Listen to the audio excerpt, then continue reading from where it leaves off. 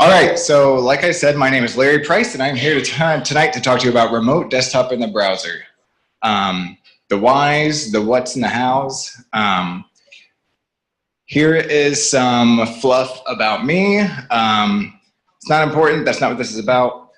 Just know that I've gotten the chance to work on a lot of web applications over the last over the last 6 or 7 years, different domains, different technologies. So I'll put up this contact information again at the end also. So why would I want to run remote desktop in the browser? So we had an application where what we wanted to do was enable users to use tools, scientific tools that may be difficult to install, they may be difficult to download, they might not even be easy to find. Certainly, you can't run them on a Windows machine or a Mac, you have to have Linux. And we wanted to give users the opportunity to use this software. So we wanted to be able to run them on a remote machine. We wanted them to be accessible on any platform, mobile or desktop. So we wanted them accessible via web app. We wanted to be able to spin these up. These are computationally expensive. So we wanted to have on-demand AWS VMs that would run these applications. And a lot of our potential users were government or research-based, meaning that we needed security. We needed our connections to be encrypted. And because a lot of these depended on modeling and simulation and visualization, we needed to make sure we had reasonable performance. So this is a solved problem, actually. Like, we do this on the desktop all the time. It's called remote desktop. It's called VNC. So what is VNC? VNC is a two-way protocol for essentially data communication. We can transmit graphics. We can transmit mouse clicks, mouse events. We can transmit keyboard events. We can do all kinds of stuff through VNC. It's fast and it's secure,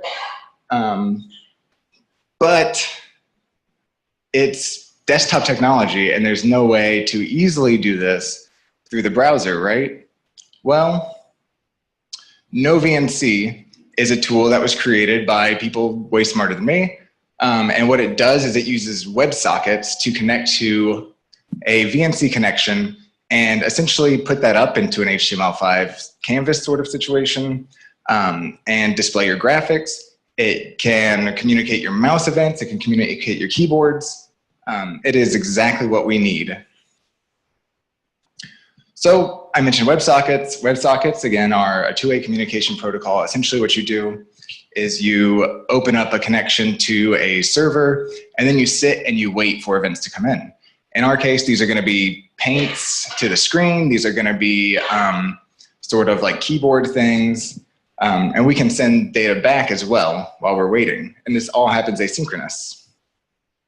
WebSockets are a pretty modern thing. The last few years, they've become available in all the browsers. So use latest Chrome or Firefox. WebSockets are supported natively in several VNC servers, things like X11VNC, QEMU, and mobile VNC. However, there are a bunch of VNC servers out there, and you can utilize these server applications if you use a tool created by the noVNC community called Websockify. And what Websockify does is it sits in front of your VNC server and essentially translates the WebSockets coming in into something VNC can understand, and the VNC connection going out to something that WebSockets can understand. So noVNC is browser technology. And what that means is it's not really intended to be installed with Node. It's not meant to be used on the server. So it's not available as an NPM package, which for me was a problem. So I made it into an NPM package because NPM install all the things. In this case, all I did was wrap the compiled / bundled version of noVNC, and I exposed this RFB class that you can see up here. And all the RFB does is it takes in essentially a canvas to draw on and a URL for a connection string. It takes in some other options as well, and we'll see some of those later. But so in using this, we can install noVNC through NPM or Yarn, if that's your choice. And then we can bundle that up using Webpack or whatever, and it all works dandy.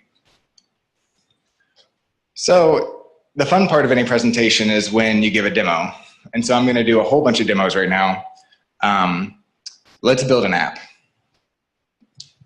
So this is all just JavaScript code, but we're going to assume that I have an index8.html file all set up and it has a UI.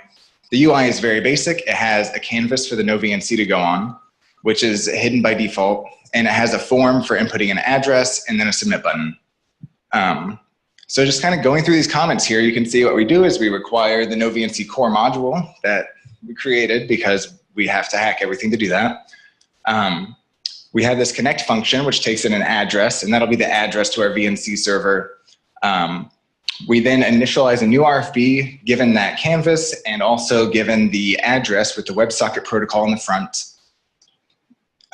So the RFB class gives us several events that we can hook into to listen.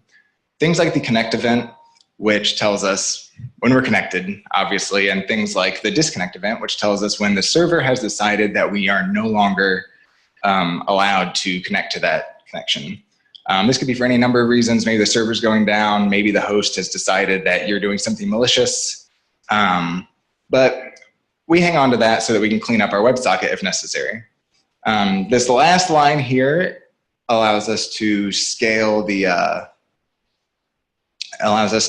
viewport. So if our canvas is one size when we start and we want to resize our browser, the canvas will automatically resize with it, and we'll ask VNC essentially to give us a different resolution.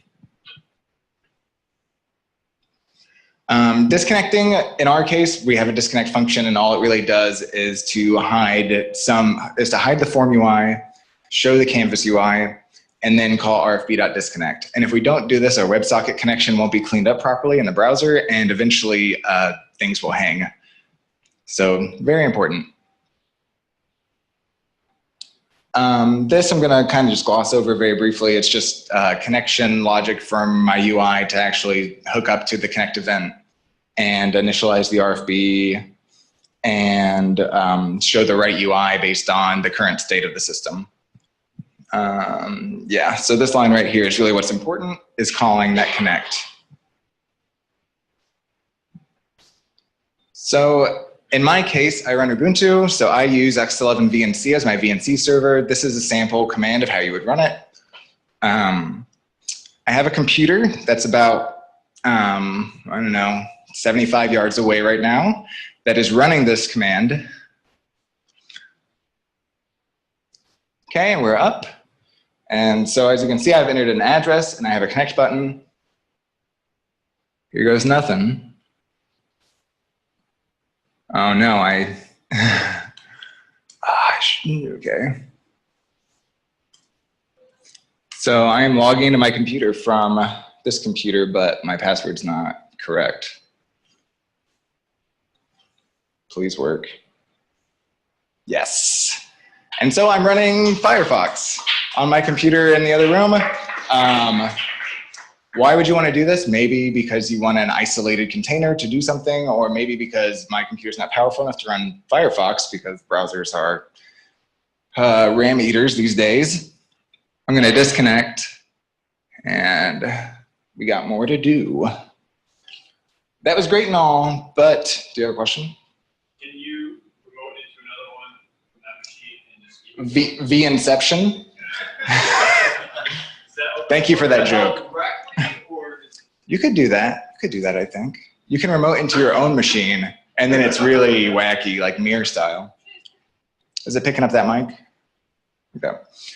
So that was really great, but all we needed was an address to connect to it, which is bad.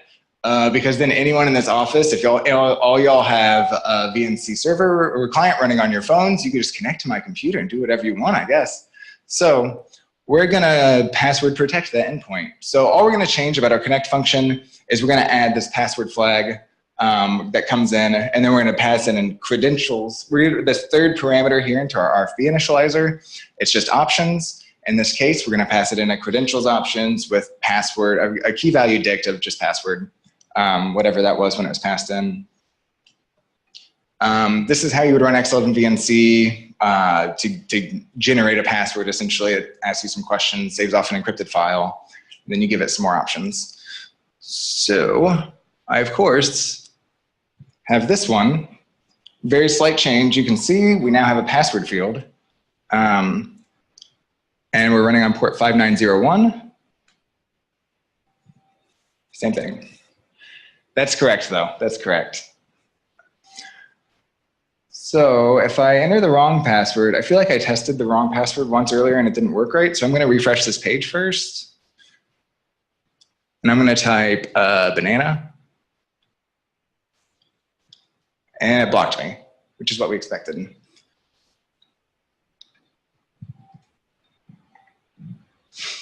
So maybe I'm presenting some UI and I want to give people the option to either connect to a VNC server with or without a password. So what do I do in that case? So maybe I want to connect to 5900 sometimes and 5901 some other times.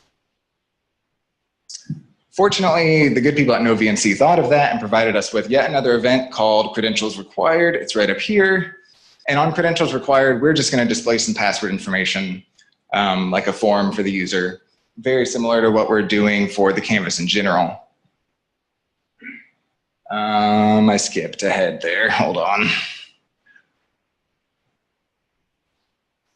All right, so this looks very similar to our first screen, of course. So we have an address. And we have port 5901 again. And it asked me for a password.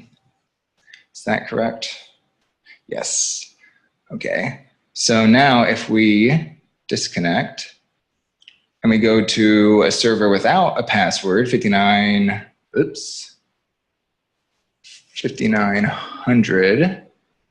we hit this button and we weren't asked for a password. Ta-da.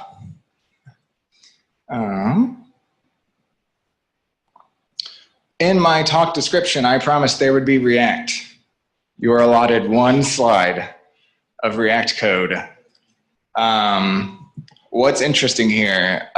So essentially when this is rendered, we're waiting for a mount to happen and then we're creating the connection.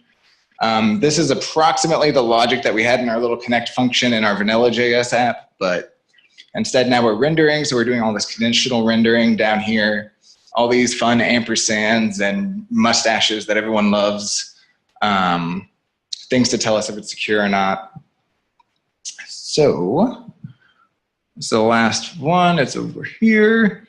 Looks, once again, the same. I know, I realize this, that maybe I could have made them look different. That didn't work.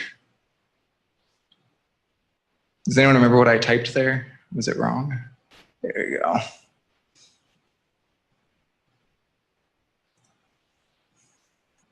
Okay. Flawless. So we password encrypted our VNC server, but is that secure? No. So passwords provide authentication, not encryption. Which is fine, like they do their job. But in order to do encryption, you gotta work a lot harder. So in order to do that in a VNC server, you can do things like generate a self-signed certificate, host a private key and give it to X11VNC and give the public key to your buddy who you want to VNC into your system. Or you can go a step further than that and get a certificate authority to sign your key, put your server behind a domain and connect the old-fashioned way like you do through HTTPS. And the only difference here in what you do in noVNC is you change the WebSocket protocol to WebSocket Secure Protocol. That's it. Thanks for your time. I think we're gonna hold off on questions. I'm looking at Sophie and she's not looking this way. I think that we're gonna do questions later.